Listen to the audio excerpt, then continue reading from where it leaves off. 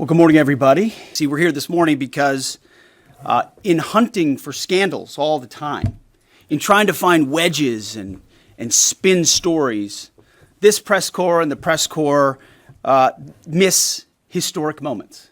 You miss historic moments like 5% at NATO, which when you hear, I was in the closed door briefing. I wish there could have been cameras in there. When you heard the prime ministers and presidents of other countries, to a man and to a woman, looking at President Trump and saying, this never could have happened. Never would have happened. It seemed impossible 5 years ago, 2 years ago, 8 years ago. But here we are because of your leadership.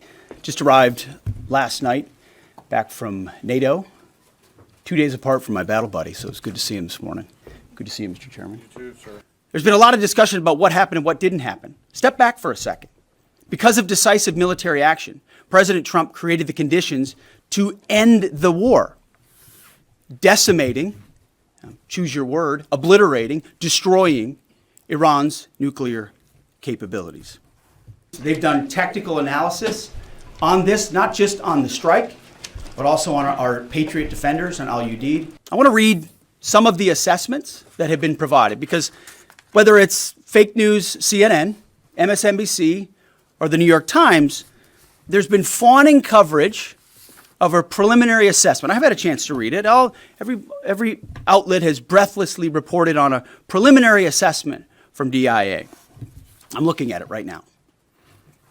Again, it was preliminary, a day and a half after the actual strike, when it admits itself in writing that it requires weeks to accumulate the necessary data to make such an assessment. It's preliminary. It points out that it's not been coordinated with the intelligence community at all.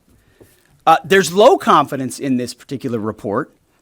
It says in the report there are gaps in the information. It says in the report multiple linchpin assumptions are what this assessment, a linchpin assumption, you know what that is?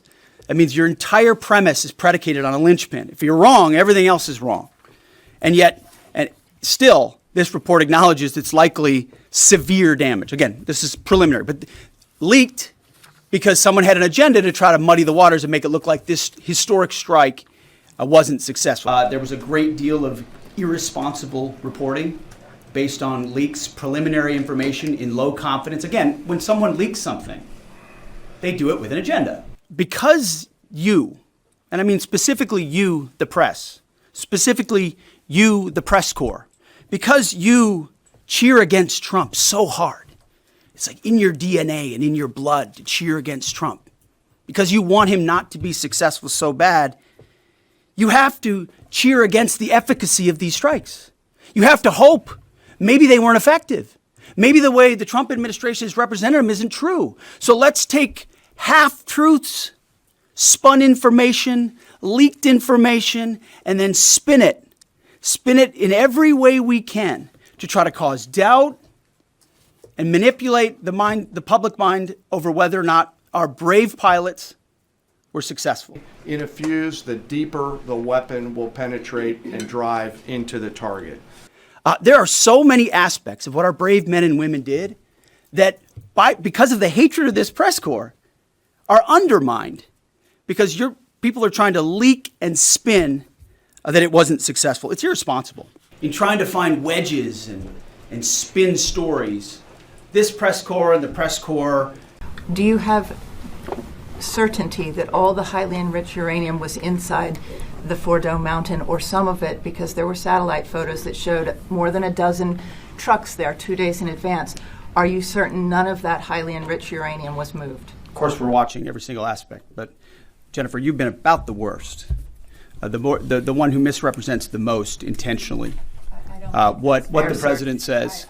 I'm familiar. I was about the ventilation shafts on Saturday night. And in fact, I was the first to describe the B-2 bombers, the refueling, the entire mission with great accuracy. So I take issue with that. I appreciate you acknowledging that this was the first the most successful mission based on operational security that this department has done since you've been here, and I appreciate that. So we're looking at all aspects of intelligence and making sure we have a sense of what was where. Why not acknowledge the female pilots that also participated in this mission? The early messages that you sent out only congratulated the boys. So when I say something like our boys and bombers, see, this is the kind of thing the press does, right? Of course, the chairman mentioned a female bomber pilot. That's fantastic. She's fantastic. She's a hero. I want more female bomber pilots. I hope the men and women of our country sign up to do such brave and audacious things. But when you spin it as, because I say our boys and bombers as a common phrase, I'll keep saying things like that, whether they're men or women. I'm very proud of that female pilot, just like I'm very proud of those male pilots. And I don't care if it's a male or a female in that cockpit, and the American people don't care. But it's the obsession with race and gender in this department that's changed priorities. We don't do that anymore. We don't play your little games. Yes, So you right know there. for certain that the uranium was removed from the facility before the B-2 struck. So I'm not aware of any intelligence that I've reviewed that says things were not where they were supposed to be, moved or otherwise.